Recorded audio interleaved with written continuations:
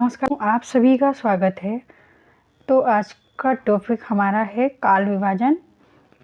ठीक है, आचार्य रामचंद्र शुक्ल का हिंदी साहित्य का काल विभाजन पढ़ेंगे।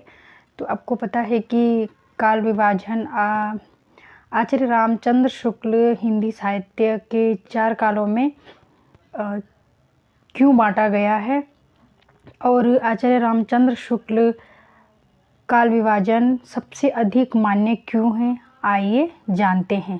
ठीक है, तो पढ़ लेते हैं।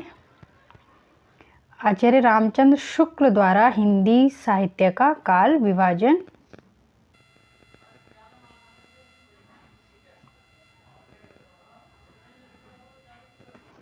आचार्य रामचंद्र शुक्ल हिंदी साहित्य के सर्वाधिक प्रतिष्ठित इतिहासकार माने जाते हैं। इन्होंने हिंदी साहित्य का काल विभाजन केवल समय के आधार पर नहीं बल्कि प्रत्येक युग की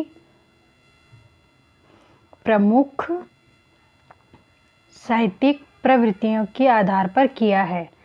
यही कारण है कि उनका काल विभाजन आज भी सबसे अधिक प्रामाणिक और व्यापक रूप से स्वीकार किया जाता है। आचार्य रामचंद्र शुक्ल ने हिंदी साहित्य को 4 काल भागों में विभाजित किया है। ठीक है, तो देख लेते हैं चारों काल का। आदिकाल को ही वीरगाथा काल भी कहा जाता है। इसका समय सीमा है 1050 ईस्वी से 1375 ईस्वी तक। तो इस काल में वीरता, युद्ध, राजाओं के पराक्रम तथा उनके यश का वर्णन प्रमुख रूप से मिलता है। किसमें? आदिकाल में। ठीक है, इसी कारण आचार्य रामचंद्र शुक्ल ने इसे वीरगाथा काल नाम दिया। हालांकि इसी काल में सिद्धनाथ और जैन साहित्य की रचना भी मिलती है। फिर भी वीर रस की प्रधानता के कारण इसका नाम वीरगाथा काल रखा गया।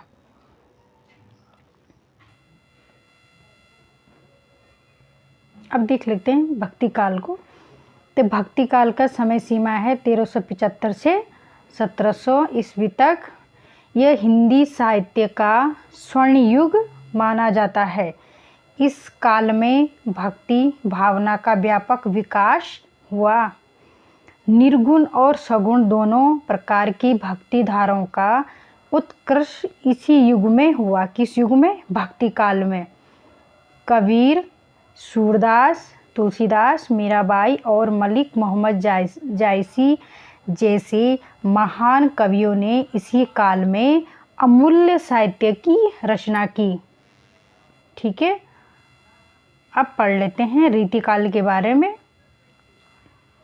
तो ये इसका समय सीमा है 1700 से 1900 ईस्वी तक। ठीक है, तो इस काल में काव्यशास्त्र, अलंकार, रसनायिका, भेद तथा श्रृंगार का विशेष विकास हुआ है। किसमें? रीतिकाल में। इसलिए इसे रीतिकाल कहा गया। बिहारी, केशवदास, भूषण देव और पद्माकर इस काल के प्रमुख कवि हैं। ठीक है, अब पढ़ लेते हैं हम आधुनिक काल के बारे में। ठीक है,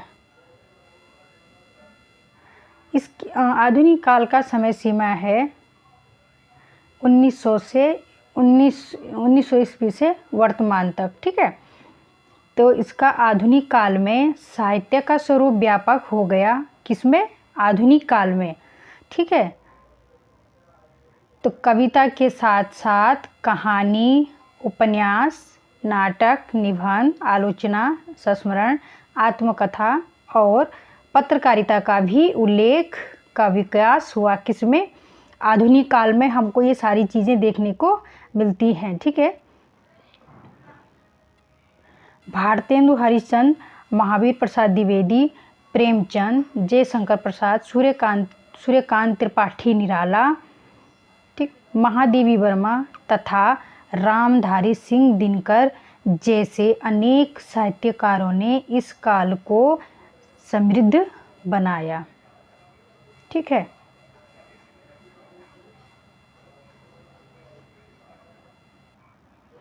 तो इस प्रकार आचार्य रामचंद्र शुक्ल का काल विभाजन हिंदी साहित्य के इतिहास को समझने का सबसे व्यवस्थित और प्रमाणिक आधार पर माना जाता है।